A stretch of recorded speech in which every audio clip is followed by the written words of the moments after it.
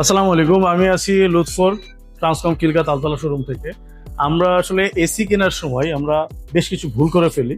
তো সেই বিষয়গুলো নিয়ে আমি আজকে কথা বলতে চাই। যেমন 5-6টি যদি আমরা দিক লক্ষ্য রাখি, তাহলে মূলত আমাদের যে এসিটা কিনতে চাচ্ছি সেটা পারফেক্ট সাইজ অনুযায়ী আপনার জন্য আপনি কিনতে পারবেন। সো আমি যদি বলি, আপনার প্রথম যে জিনিসটা আমরা ভুল করে থাকি সেটা হচ্ছে আমাদের রুমের সাইজ অনুযায়ী আমাদের ক্যাপাসিটিটা। যেমন আমাদের হয়তো বা ছোট রুম হোক বা বড় রুম হোক, আমাদের হয়তো একটা টেন্ডেন্সি থাকে যে আমি 1 টন বা 1.5 টন বা 2 টন এসি কিনবো। তো এমনও হতে পারে আপনার রুমের সাইজ অনুযায়ী আপনার লাগবে 1.5 টন, বাট আপনি 2 টনের এসিটা কিনে ফেলতেছেন।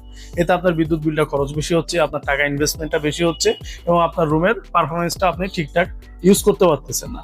সো আমাদের যে একটা স্মার্ট যেই গাইডলাইনটা আছে, আমাদের রুমের স্কোয়ার ফিট যদি হয় 110 থেকে 120 স্কোয়ার ফিট, তাহলে আমরা 1 টন নিতে পারি। যদি আমাদের 120 থেকে শুরু করে আমাদের 180 স্কোয়ার ফিট পর্যন্ত হয়, তাহলে আমরা মোটামুটি 1.5 টনটা আমরা কাভার আপ করতে পারি। আবার 2 টনের ক্ষেত্রে আমাদের 180 স্কোয়ার ফিটের উপর থেকে আমাদের 240 পর্যন্ত আমরা 2 টনটা ইউজ করতে পারি। 2 নম্বর আমরা যে জিনিসটা লক্ষ্য রাখবো সেটা হচ্ছে ইনভার্টার আর নন ইনভার্টারের মধ্যে পার্থক্যটা। সো আমাদের অনেকের মধ্যে একটা প্রশ্ন থাকে যে আমি আসলে ইনভার্টার নিব না নন ইনভার্টার নিব।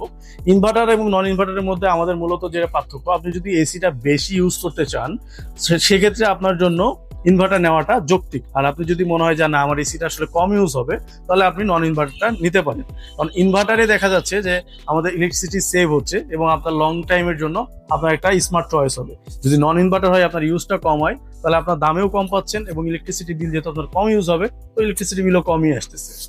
নাম্বার 3 হচ্ছে ইলেকট্রিসিটি বা ইফিসিয়েন্সি, আমাদের কোন এসিতে কত এবং কোন এসিতে আমাদের ওয়াট কত কনজিউম করতেছে, এটার পেছনে আমাদের একটু লক্ষ্য রাখা উচিত।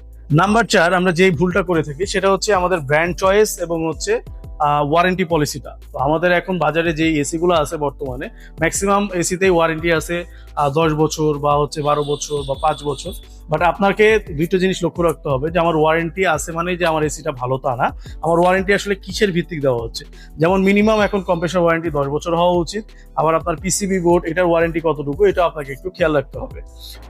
5 নম্বর যে দিকটা আমরা লক্ষ্য রাখবো সেটা হচ্ছে আমাদের হিডেন কস্ট। যেমন আমরা প্রোডাক্টটি নেওয়ার পরে ডেলিভারির একটা কস্টিং থাকে বা ডেলিভারি চার্জ আছে কিনা, পরে প্রোডাক্টটি আমার বাসায় আসার পরে সেটা হচ্ছে ইনস্টলেশন কোনো চার্জ আছে কিনা, বা আমাদের যে কপার পাইপটা থাকে সেই কপার পাইপের হচ্ছে পার স্কোয়ার ফিট কতটুকু চার্জ আসে, বা আমাদের হচ্ছে অ্যাঙ্গেলটা লাগে, অ্যাঙ্গেলের জন্য আমাদের কত টাকা চার্জ করা হচ্ছে।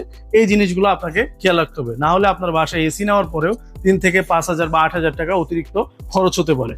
আর লাস্টে আপনাদের জন্য একটা বোনাস টিপ থাকে, সেটা হচ্ছে যে অলওয়েজ আপনি একটা ট্রাস্টেড কোনো শোরুম থেকে প্রোডাক্টটি পারচেস করবেন এবং সেখান থেকে একটা ভালো সার্ভিস পাবেন আশা করি।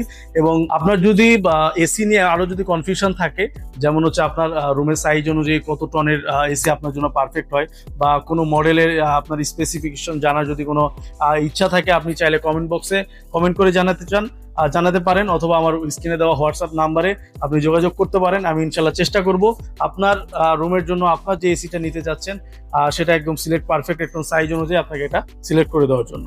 Thank you. ট্রান্সকম ডিজিটালের সাথে থাকুন, আর কিলকা তালতলা শোরুমে একবার ভিজিট করে যাবেন ঢাকার মধ্যে যদি থাকেন।